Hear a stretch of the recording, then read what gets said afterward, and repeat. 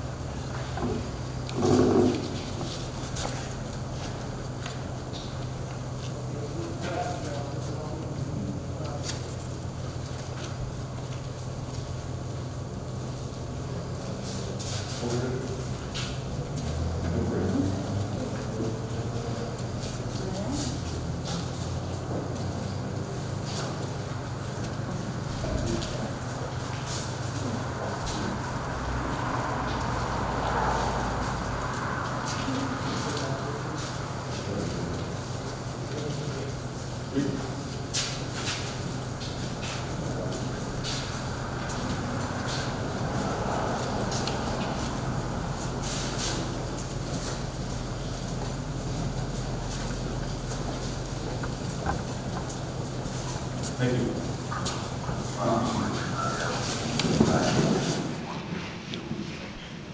Ladies, gentlemen, distinguished dignitaries, Bolton citizens, students, and guests, on behalf of Chief Dixon and the members of the Bolton Volunteer Fire Department, the town of Bolton, and the Bolton school system, I would like to welcome you to this 20th anniversary 9/11 commemorative ceremony. This event is possible because of the support of the town selectmen and the Bolton school system. A special thanks go to Mrs. Katie DeRoser, Mr. Daniel Ayer of the Bolton School Music Department, and their students for graciously agreeing to provide the music portion of the program. It's very impressive that they can do this, especially given the fact they've only been back to school for a few days, and that their performance needed to comply with evolving COVID regulations. Your efforts are much appreciated.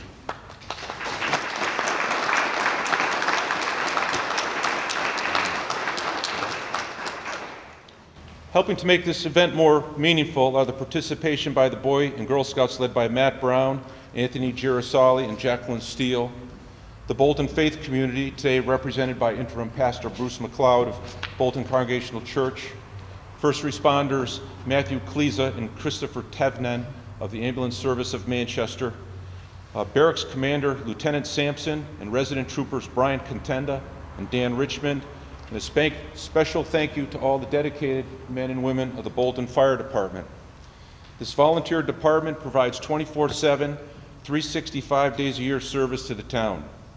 The primary payroll for this 40-plus person department for the entire year was $18,263, or about $2 for every man-hour served. Last year, the fire department responded to 482 calls for aid. Services provided included responding to 318 medical emergencies, 8 structure fires, 9 brush fires, 3 vehicle fires, 8 flammable spills, 14 mutual aid calls, and 122 other events covering a wide array of emergencies.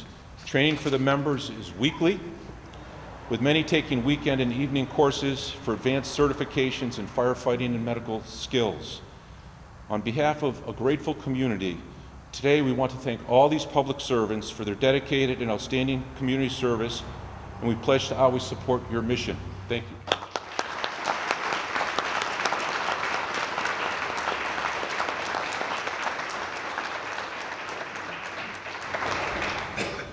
We are fortunate to have prominent leaders here to help us commemorate 9/11 and the meaning that this day has come to represent. On the morning of September 11th, 2001, terrorists hijacked 4 planes and used them as weapons to kill 2,996 and injure 6,000 more. For the past 20 years in Bolton, we have kept the faith and honored all those innocent people and emergency responders killed by enemies who still seek to destroy our nation. By recognizing the value of their lives, we endeavor to ensure that they did not die in vain. For 19 years, there has been an uneasy quiet about terrorism, as there have been no large-scale further attacks in the United States. Recent events and the rapid exodus of the U.S. military from Afghanistan has reminded us, however, that there are major challenges ahead and no guarantees about the future.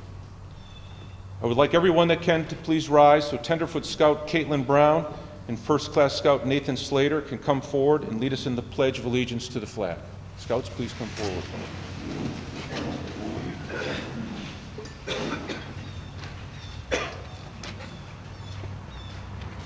Right, it's right here. Stand right here. And you can put your mask down too, please. Go ahead. Hand over heart or salute, and please join me in the Pledge of Allegiance. I pledge allegiance to the flag of the States of America and to the republic for which it stands, one nation, under God, indivisible, with liberty and justice for all. 2. Excellent job. Thank you.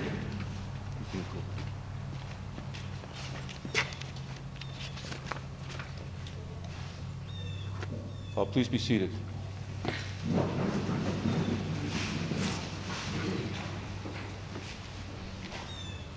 Our first speaker is Pastor Bruce Mccloud, Interim Minister of Bolton Congregational Church. Pastor Mccloud was born and raised in eastern Massachusetts and is the son of a minister. While in college, he realized that his career calling was to serve God as a faith leader.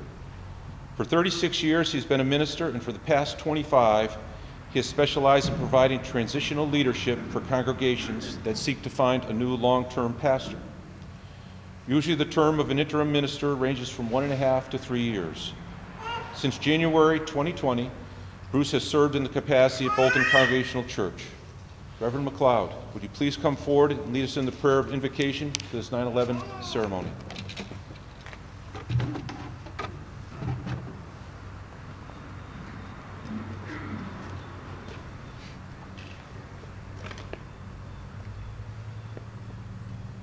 It was 20 years ago.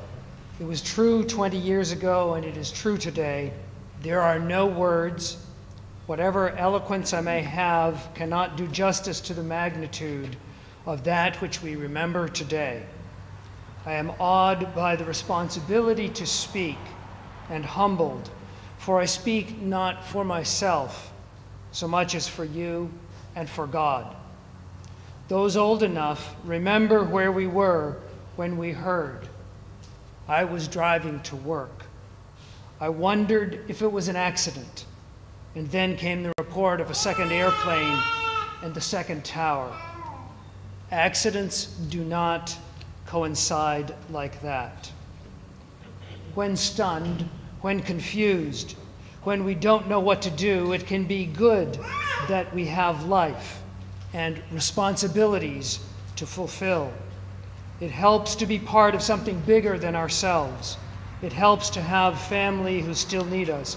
It helps to have a community that needs to gather to make sense of the senseless. It helps to be part of a nation that, in that moment, feels the agony together.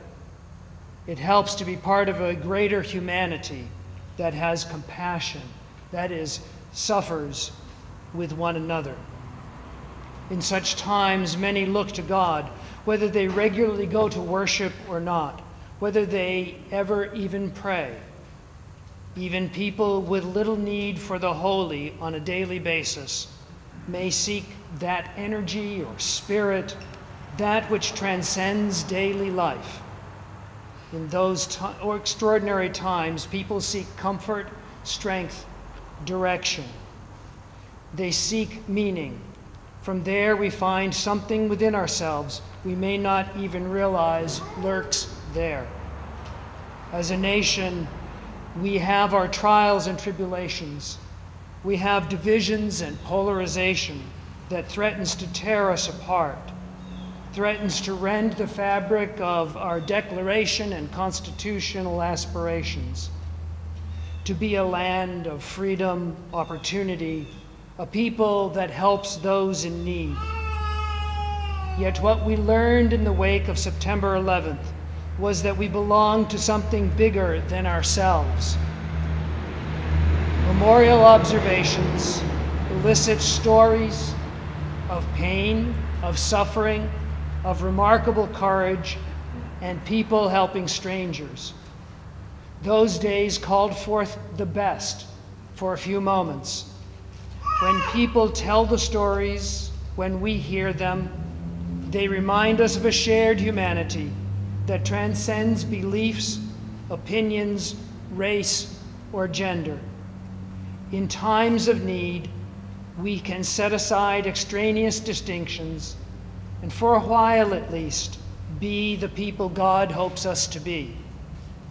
May this day and what we commemorate remind us of our better angels lurking within, longing, aching to act in us and through us every day.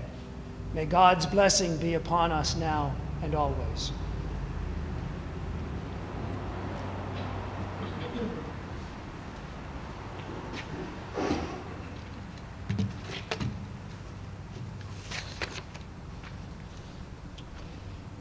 Louise Cardullo. Louise Cardullo grew up in the Bayside section of Queens, New York, with 3 other siblings. Her dad, Vincent, was a captain in the New York City Fire Department. After graduating college, Louise went on to medical school. After graduating there, she married Al, also a doctor and an Army veteran. With time, their careers led them to Connecticut, and in the year 2000, they moved to Bolton, where they raised their 3 daughters, Dottie, Vicky, and Allie. In 2001, just a few days before 9/11, her mom and now retired dad moved to Bolton as well. Then the attacks took place. Louise and her family were personally devastated by what happened on 9/11.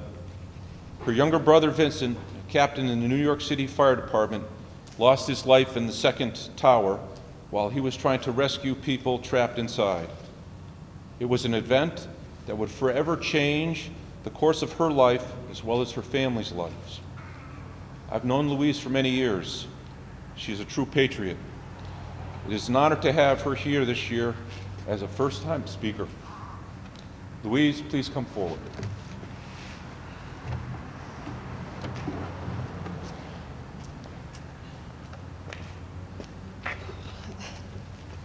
I can't tell if it's the mask fogging my glasses or my eyes tearing, so I'm sorry. I feel very short right now. So some of you know me, and for those that you don't know me, I'm an overplanner. In medical school, when I met my husband, actually on our very first date, he literally took the watch off of my wrist, put it in the trunk of the car, and said, let's go north, south, east, or west, which is completely a foreign concept to me. And the problem with being an overplanner is you think you can kind of control the future. You can predict what's going to happen because you can keep planning about it. And so I planned. And on September 8th, 2001, my parents were away on a long-awaited cruise. They had been gone for 2 weeks, and they had just bought a home on Notch Road in Bolton, 10 Golf Road. And so as a surprise, my husband and I went and took their belongings and put them in their new home. And that was the 8th of September. On the 10th of September, I thought it was the 11th because of school and getting the kids ready. And so I called my brother to wish him happy 40th birthday. He was turning 40 on September 11th. And he's like, Lou, what are you talking about? It's tomorrow. I'm like, all right, well, just so you know, Mom and Dad just came back, and it's great. I'll give them a call tonight. My mother calls me the Gypsy Woman because that was the last time she had spoken to my brother, and they hadn't spoken in over 2 weeks. But nothing in my life had ever prepared me for 9/11. That evening, we took our 3 girls, my husband and I, and my parents, and went to my brother's house in Long Island through roadblocks and military police all over bridges, and got to their home, and we find their 4 daughters, ages 2, 4, 6, and 8, sitting at the kitchen table with a birthday cake, waiting for their father. Now, how do you explain to a child who thinks the birthday is like Christmas why Dad's not home? So it's not possible, humanly possible, to prepare oneself for a moment like that.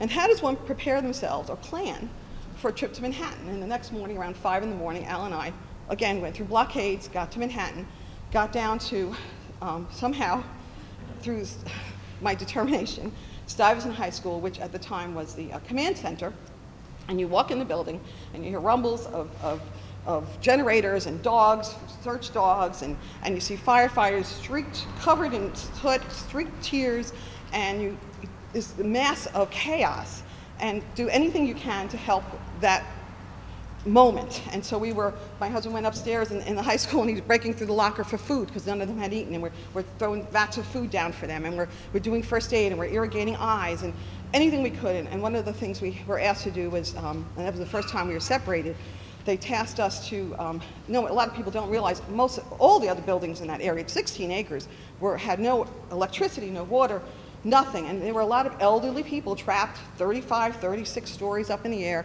with their pets, windows shut tight because of the sun, had no air conditioning, had no water. And so we asked a doctor, a nurse, and a military personnel to go door to door, floor to floor, and evacuate the building. And we had done that. And right after we did that, another tower fell, and I believe that was Tower 7 fell. And that's when my husband said, that's it, we have to get back to the command center. Got back to the command center, worked a little longer, and that evening, I wanted to go down to the pit, ground zero. So we walk outside, and literally from maybe here to the fire trucks, I see my brother's fire truck. I see ladder 5, clear as day, covered in soot. And it's still really emotional. I'm sorry when I think about it. So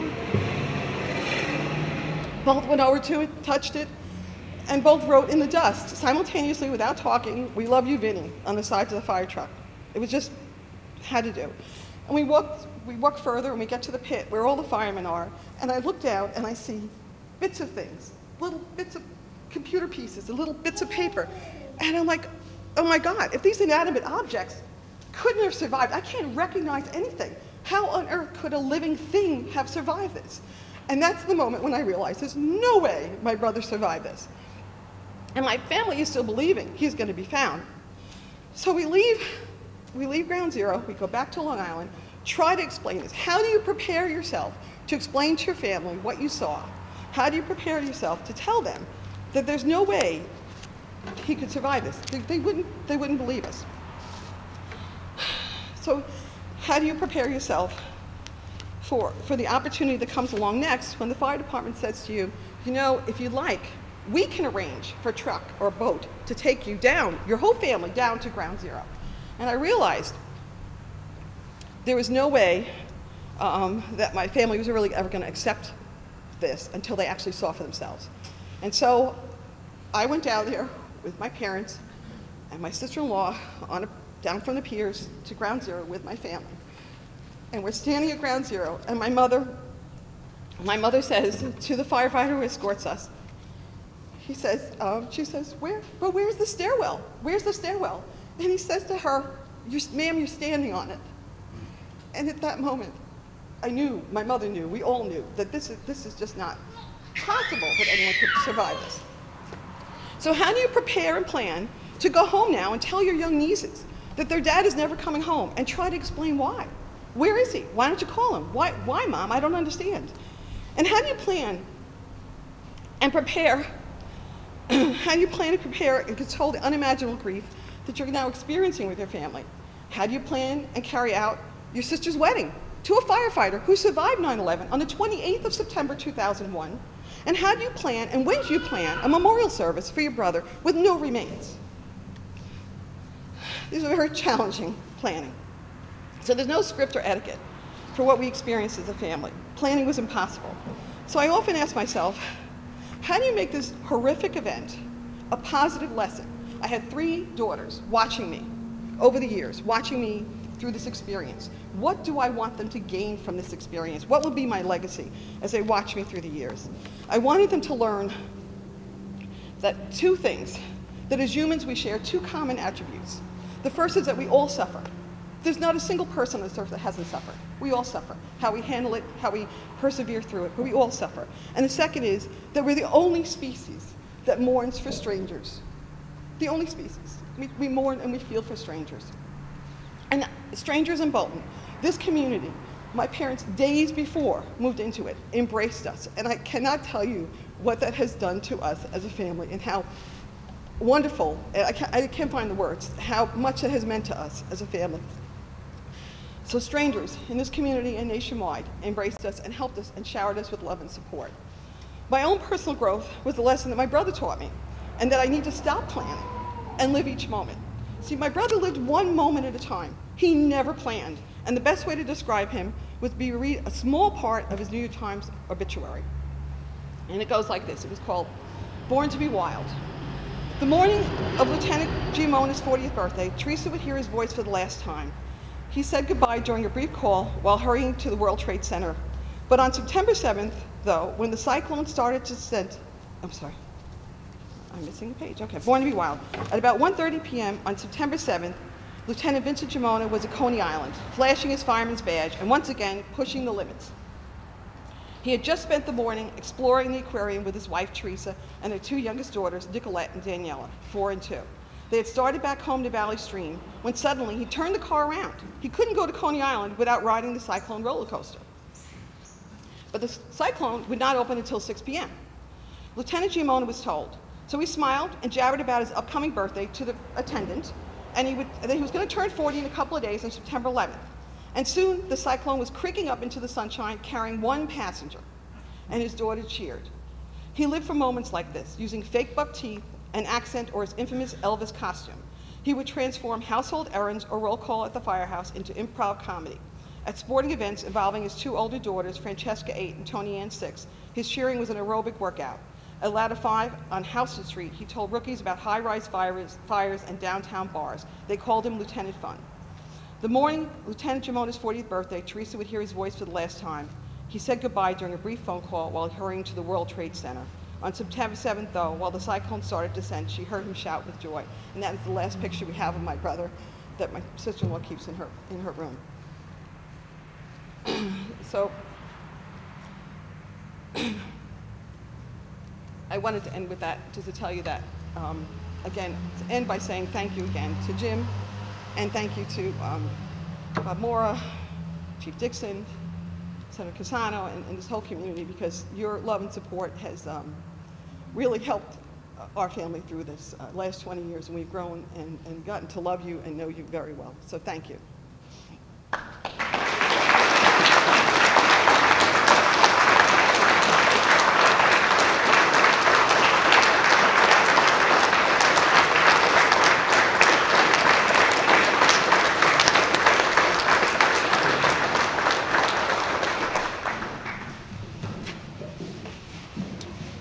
Thank you very much, Louise. It's important to note regarding her remarks that her brother had that day off of work because it was his birthday. He had 4 daughters. He didn't go in. When he decided to go in, the first tower had already come down. He knew the fate that was waiting for him. He's a hero. Sandra Pirog. First Selectman Sandy Pirog has a long history of public service in Bolton. She served early in her career on the Board of Finance. She then was elected to the Board of Selectmen and eventually became First Selectman. For a while, she became active on the Heritage Farm Commission, including 10 years as chairman of that group. In 2013, she returned to elective office on the Board of Selectmen, rising to take the First Selectman position in November 2017, and has held that job ever since. Cindy grew up here in Bolton, and she and her husband Ernie raised their 3 sons here. Sandy's a CPA by profession, works full-time in a demanding regular job, but also finds time to be involved in many other nonprofit organizations. First Selectman Sandy Pirog, would you please come forward and offer us your thoughts about 9/11?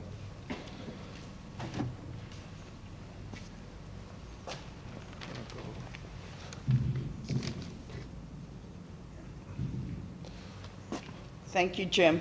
I just want to tell you that I've stepped back from full-time. Bolton is taking much more time, and I'm now a part-time CPA. And Louise, thank you so much for sharing your family's story.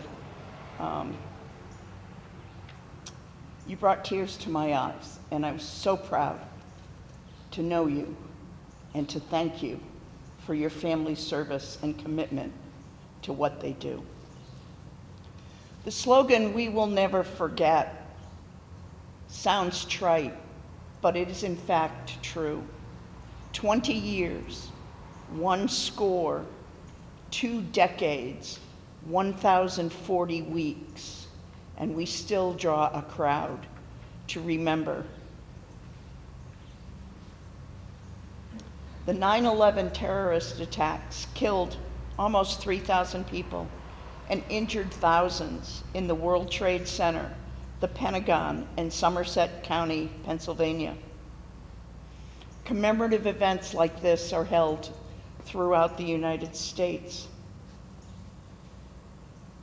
At the annual observance in New York City, in Lower Manhattan, family members of the victims read their names at every anniversary.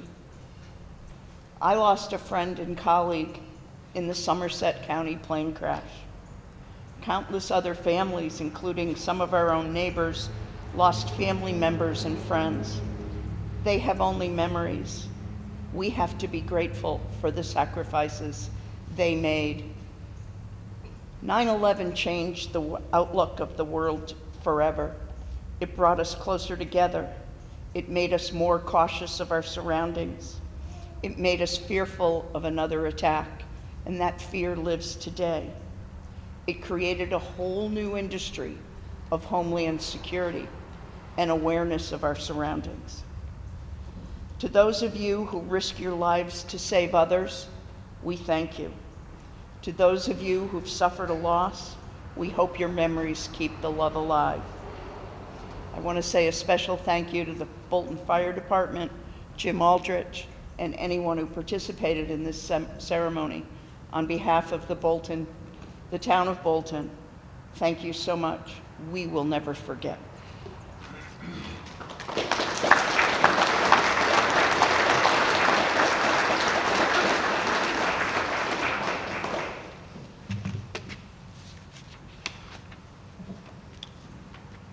America the beautiful.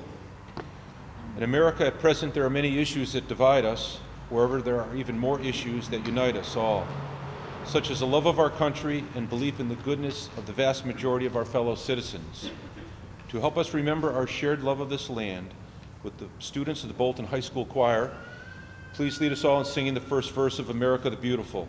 For those that can, would you please rise?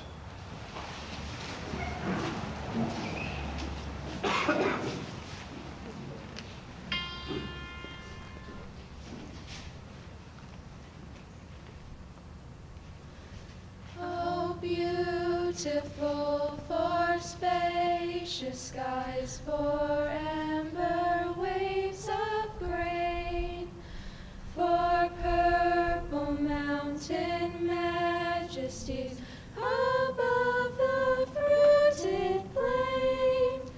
America, America, God shed his grace on thee.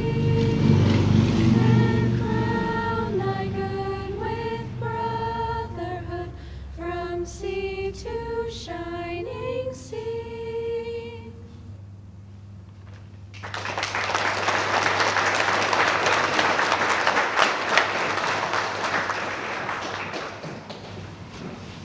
That was beautiful. Thank you very much.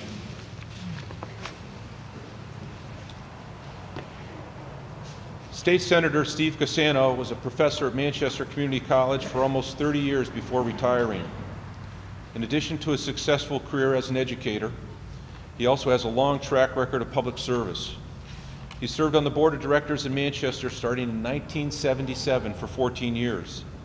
He then served as mayor for an additional 13 years. In 2010, he was elected to the state senate, and for the past 11 years, he has represented the interests of the people of Bolton, Glastonbury, Manchester, and Andover in our state legislature. As senator, he has also found the time, despite his busy schedule, to attend all the 9/11 events here at the fire station. All this adds up to an impressive track record of 44 years of dedicated public service. Senator Casano, would you please come forward and say a few words about the importance of remembering 9/11?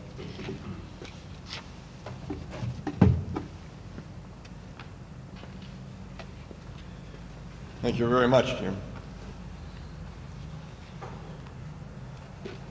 I don't usually write speeches.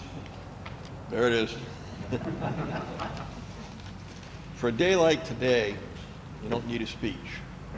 First of all, it's an honor to follow Mrs. Cardullo. I developed a strong friendship with her daughter. I've been in touch with her. It's the first time I met her in person. But Allie became a friend. She was applying to West Point, and I worked with our congressmen and our senators in trying to make that happen, and it did happen, and it was a thrill. Never have I met a dynamite person like Allie Cardullo. And for you that know her, I say West Point, I mean, she's this high. She had more spirit, more drive. She is incredible. She's flying helicopters now, her mother told me this morning, in Germany at this time while we're here today. This is a day to remember. This is a day we all remember. And the easiest way to think about that, where were you on September 11th, 2017? Anybody know? No. Here. Because Bolton has always come through. But if I pick out a day, October 15th or January something, we can't remember that. We can't remember a year ago where we were on a certain day, but we very, very much remember September 11th, 2001, because it changed our lives. Never have we seen such heroism as we saw on that particular day. Not just the firefighters, the police, the military, everybody that participated, but the people across America.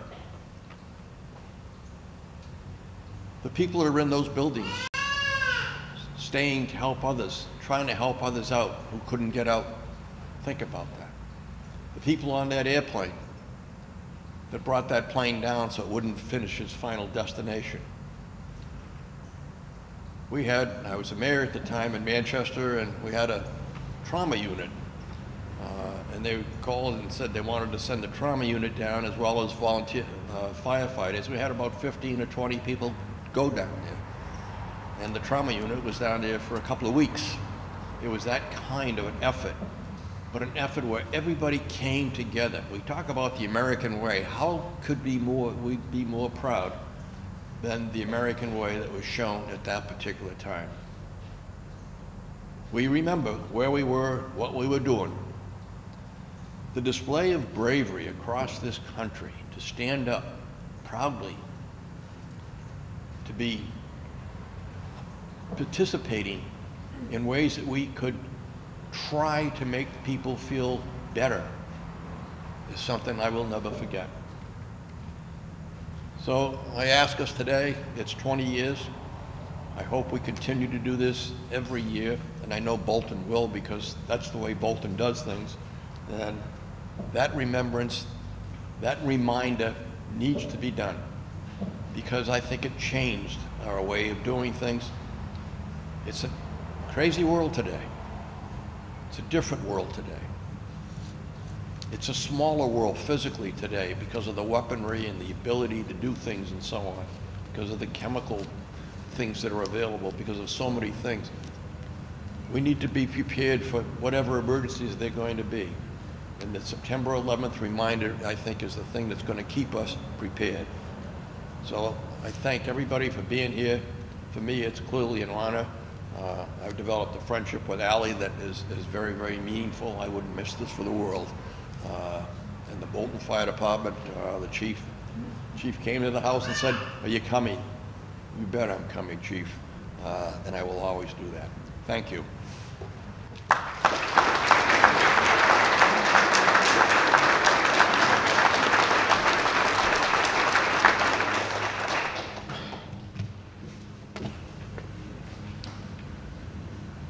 Robert Mora.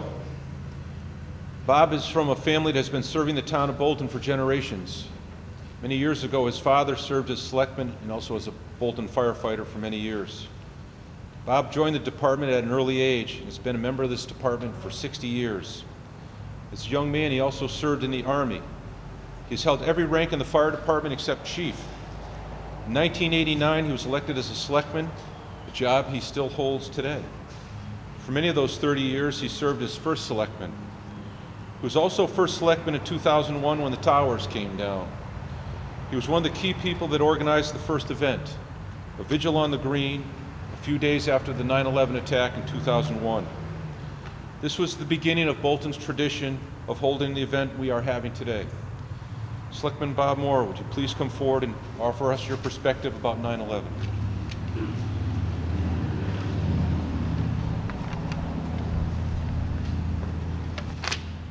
Thank you, Jim. Unlike Steve, who can do it off a set of notes, this emotional Italian can't do that. I have to keep me going and keep me straight. I have to read it. But good morning, everyone, and we thank you so much for coming here. And it makes my heart proud to see you come here, to see a crowd like this, even 20 years later. So I want to bring you back 20 years, 3 days after 9/11, when this community got together at the Green, and we did what we could to get the word out in hopes that we'd have a few people come to that event. We were at the Green, at the gazebo, and by the time we began the events, I had estimated we had 1,000 people there. So why were we all there? Well, as emotional we are today, that evening, to say emotions were high is probably a mega understatement.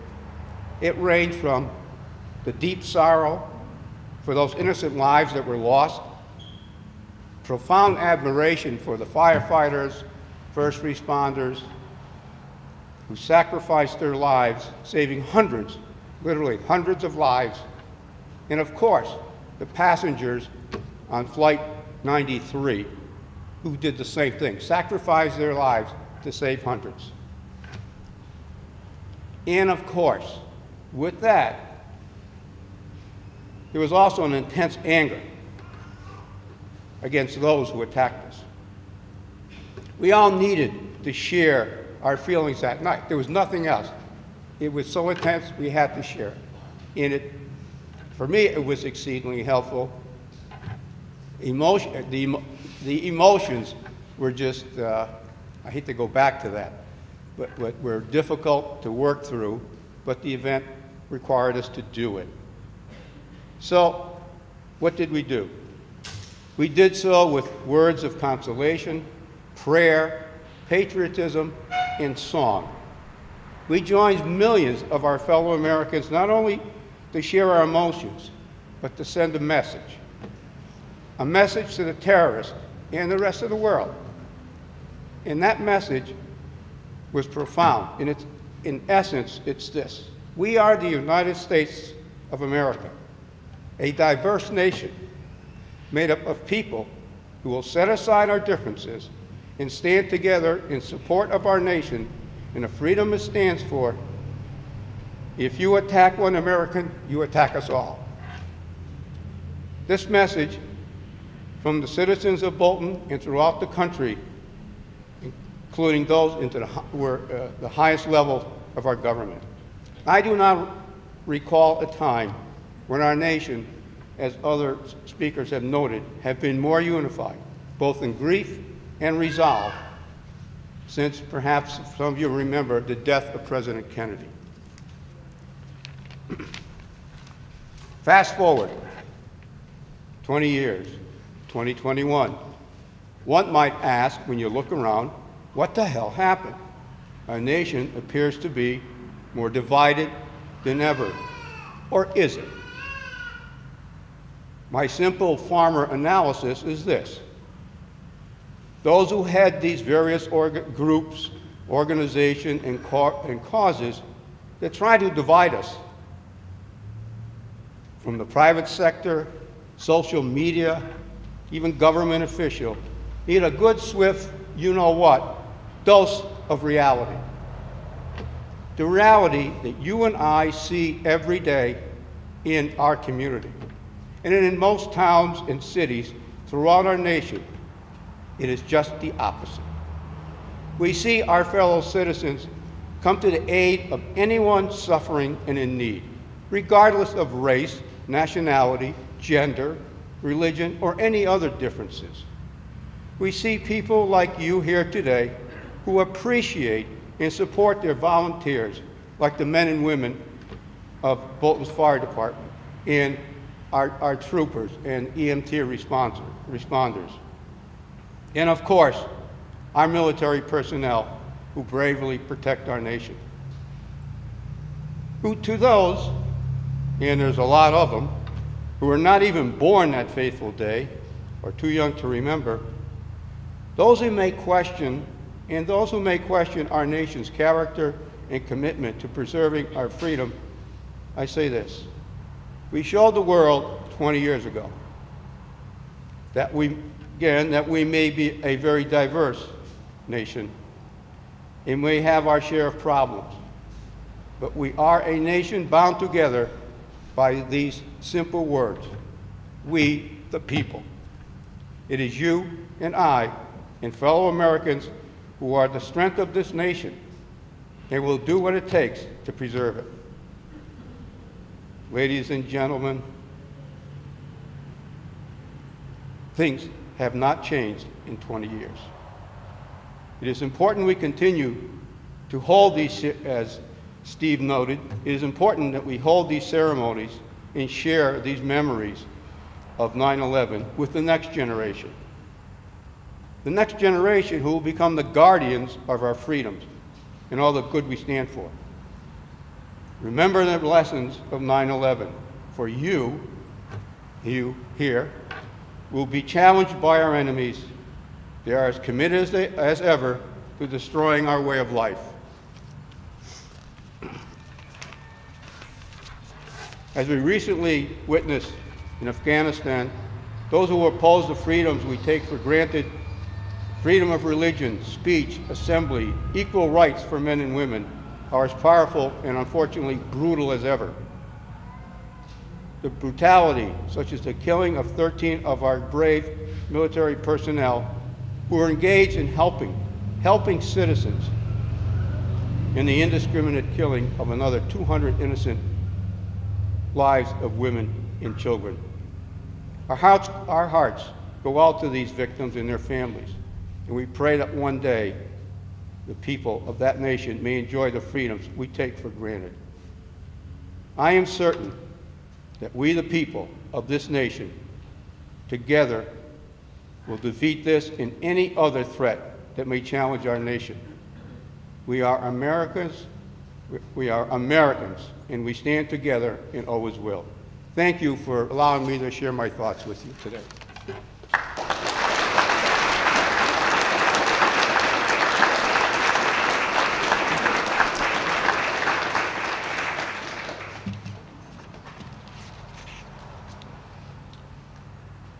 Our final speaker is Bolton Fire Department Chief Bruce Dixon.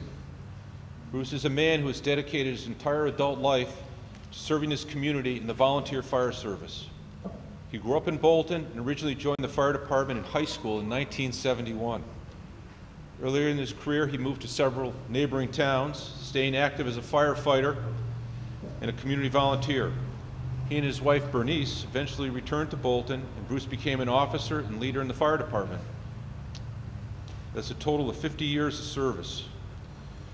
Since 2013, Bruce has been the chief of Bolton's fire department. Bruce is also a member and past president of the Connecticut Fire Chiefs Association, and he serves on the board of directors of the Eastern Connecticut Fire School. Bruce is a consummate professional and a great leader that works long hours every week, year after year, to make sure Bolton's fire department is the best it can be. Chief Dixon, would you please come forward and lead us in your part of the program and in the ringing of the bells?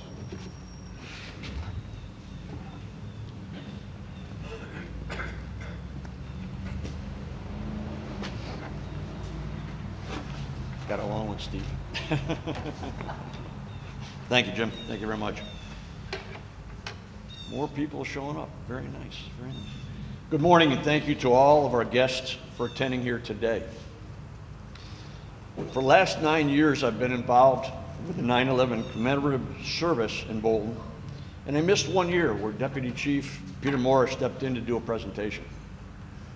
In these past years, I've talked about a number of subjects, to include the meaning of the bell ceremony, describing some of the more than 700 memorials of every shape and size and dimension. Living gardens, trees across America, remembering the victims, the memorials around the world, the Connecticut State Police rescue dogs involved at the Twin Tower site, the FDNY officers and members that had impact to our families in Bolton, and how our lives have been affected since this terror attack on our country. This year, the world is continuing to face another challenge, the COVID-19 virus. In the last year and a half, there have been some extreme tough times for many of our residents, seeing firsthand the agony, the pain, suffering, and even experiencing very lonely death of loved ones. The COVID virus in New York City has now claimed more deaths than 9/11 attack in a World Trade Center. This year I've heard many more commentaries, watched live news and read news articles to recall the events of September 11th that many of us here today remember very well. Maybe because it's the 20th anniversary. Maybe it's because the United States pulled out of Afghanistan last month. Maybe it's an uptick in violence in our country. No, I believe the majority of us will never forget 9/11/2001. I want to acknowledge the Connecticut State Police touching tribute shown to the family of Sergeant Brian Mole this week. As quoted, the sergeant was a 26-year well-respected veteran. He was doing his job, watching out for the citizens of Connecticut, and was swept away in the floodwaters while on duty during an intense overnight storm in Woodbury. His death was a 25th line of duty, a death in the history of the Connecticut State Police. 343 fire department members died doing their job in New York City in 2001. The National Fallen Firefighters Organization raises money to support the families of America's fallen firefighters and work towards a reduction of firefighter injuries and fatalities. National Fallen Firefighters continues to support the FDNY Counseling Services Unit and other organizations working with FDNY families. This year, the National Fallen Firefighters Organization produced a 2-inch 9/11 20th Anniversary Commemorative Challenge coin. It features a 3D rendering of the 9/11 Memorial in the National Fallen Firefighters Memorial Park at the National Emergency Training Center and National Fire Academy in Emmitsburg, Maryland. It's solid brass, it's dual-plated gold and silver, and has beveled edges and cut out with the details. A fact that has not changed in the 9 years that I've been your fire chief is the dedication of a number of individuals that make it a point to never forget what happened. These individuals make the time to create, plan, and conduct your 9/11 ceremony in our town every year. Please allow me to acknowledge several of these individuals today with a token of my appreciation, the National Firefighters 20th Anniversary Commemorative Challenge coin. Jim Aldrich, please come up. Jim is our Bolton Fire Department 911 event coordinator. He's spent countless hours organizing this ceremony for the last 8 years. This speaks volume about the gentleman, his character, and of his general compassion to continue this event for the community. Jim, I got to present it to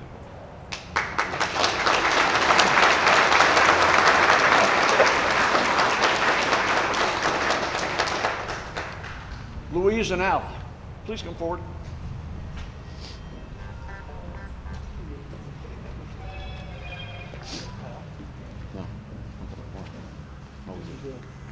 Hold 1 minute, please. We've got something to do here.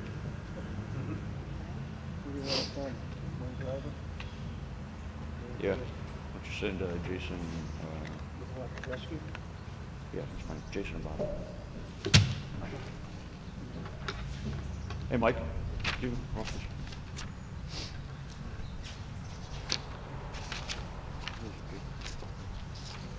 Louise and Al, thank you. By the way, you know, the lady says she's a doctor, and the gentleman's a doctor also. One of the reasons I'm here is because they take care of me.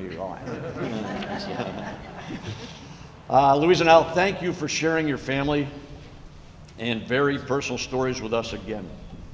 And with that, I'd like to present you a 20th anniversary poem. Okay?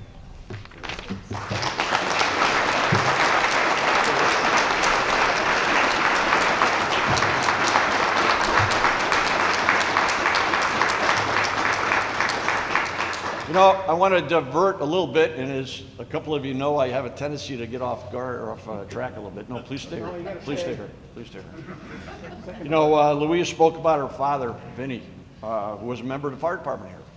And several years ago, the gentleman passed away. He was a captain in the New York City Fire Department, coming out of Long Island. And when I heard about his death, I said, I'm going. I went down to his wake. Drove down, took a truck, went down there in uniform. And I got to tell you, Louise told you a few stories today. I walked into the building, and Louise's brother-in-law saw me on the other side of the room and came right over. And from there, it started. I met with a family, passed my condolences. I met with firefighters and officers of New York City Fire Department. And when they found out who I was and what I was here for, the stories I heard about 911, unbelievable. Truck company coming into the job, second one coming in. The crew very exuberant, like a number of our members. I'll jump off the truck. Captain says, we're going in. One gentleman took off ahead of them all. He didn't get that far, because someone jumped out of the building and came down on top of him and killed him on the spot. The whole crew was off out of service at that point. I talked to that captain. When you hear these stories, it really puts it together. Vinny is a member of the fire department. If you noticed out in the front of the fire department, because of the generosity, we're gonna wait for one truck to go. We got a minor emergency.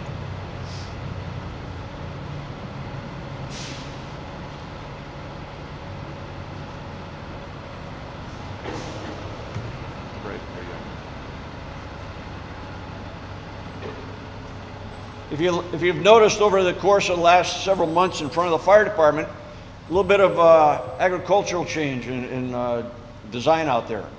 We had a number of bushes removed, and the fire department all agreed to have a memorial garden put in front of the fire department through the donations of generous people in this community.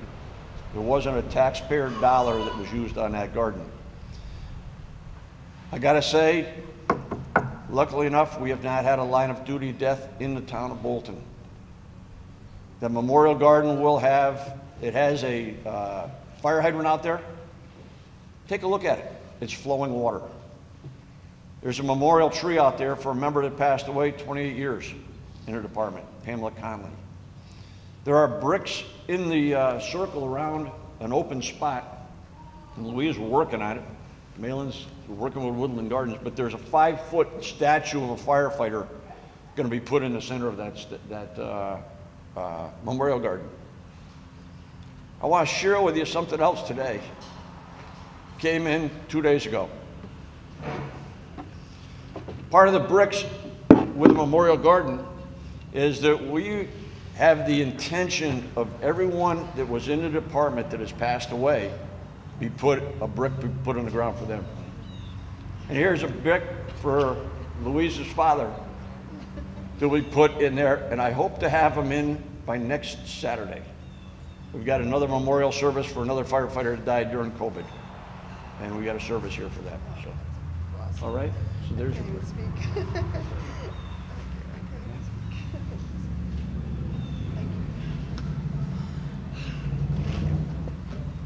Thank you, Pete.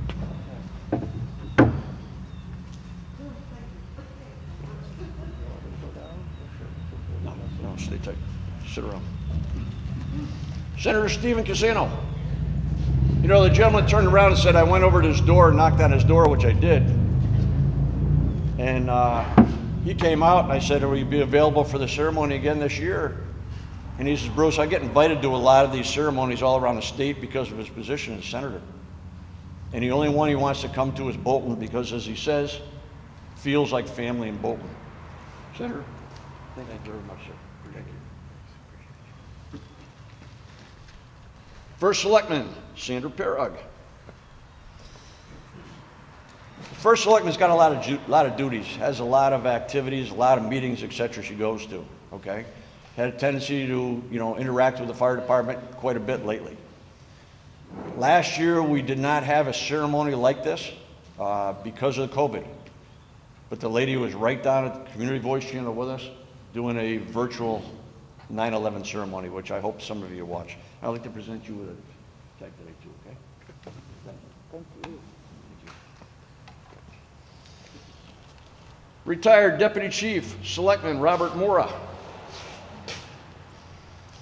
Bob mentioned that he's done this since day one, actually 3 days after 9/11, and he continues.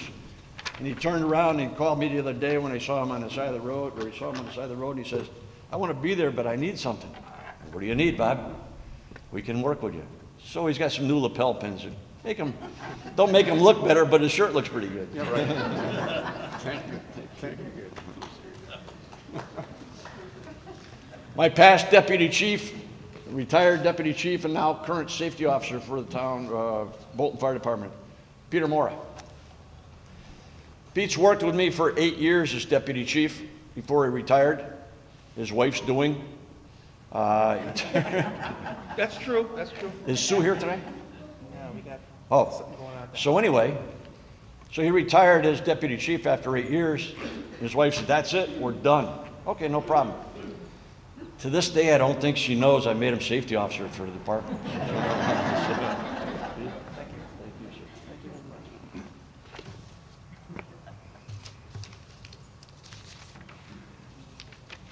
You know, one of the real beauties of this type of event that really helps us out is the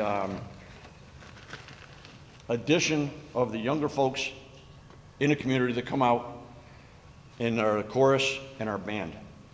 And because of that, there's 2 people here today that have been involved with this ceremony for years.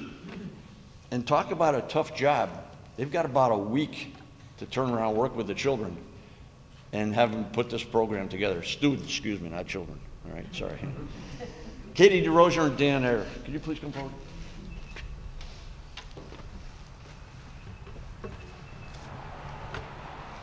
Dan, thank you very much. I want to present one of these to you too for 20 years, okay? Thank you. Thank you. Really appreciate it. Also want to acknowledge one more person in the room today. Individual has not been part of the ceremony, but has been around the town for many years, supporting the community and the fire department for sure. Every event that I've been aware of that the fire department's had, the gentleman's been there. He attended and supported many of these events, continues to support the community and public service. The gentleman was Bolton residents' first state trooper and paved the way for many of the follow in his steps. Stay right there, I'm going to come to you, Trooper Robert Peterson.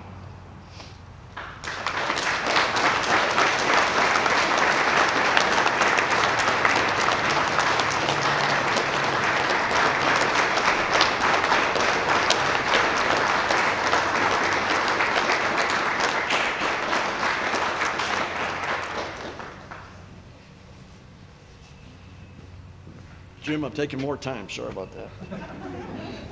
On behalf of the men and women of your fire department, thank you very much for joining us at this historic commemorative ceremony.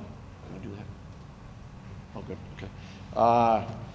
After holding a virtual ceremony last year due to COVID, thanks to the personnel at Community Voice Channel, I'm very pleased that we can meet today in person. Please stand, if you're able, with me to honor those who've selflessly given their lives for the good of their fellow man, their tasks completed, their duties well done. To our comrades, their last bell, they are going home. I'd like to present the bell ceremony. Please stand.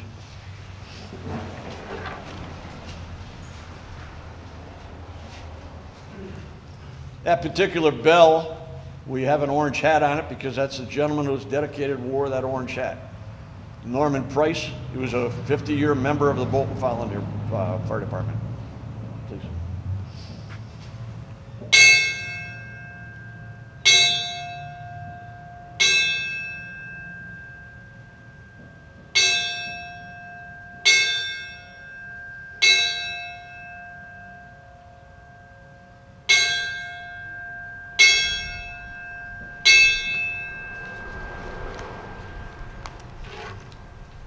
Thank you very much.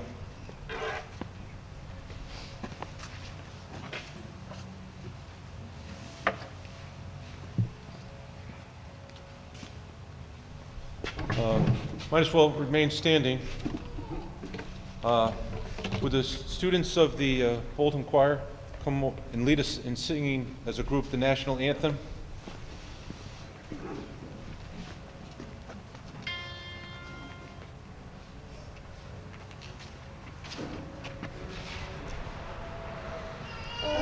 Say, can you see by the dawn's early light what so proudly we hailed at the twilight's last gleaming, whose broad stripes and bright stars through the perilous fight o'er the ramparts we watched were so gallantly streaming, and the rockets' red glare, the bombs bursting in air, gave proof through the night that our flag was still there. Oh, say, does that star-spangled banner yet wave o'er the land of the free and the home of the brave?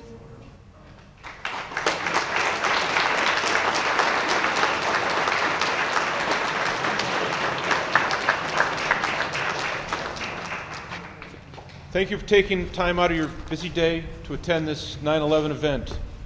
For those interested, please note there's a special display at the Bolton Public Library regarding 9/11.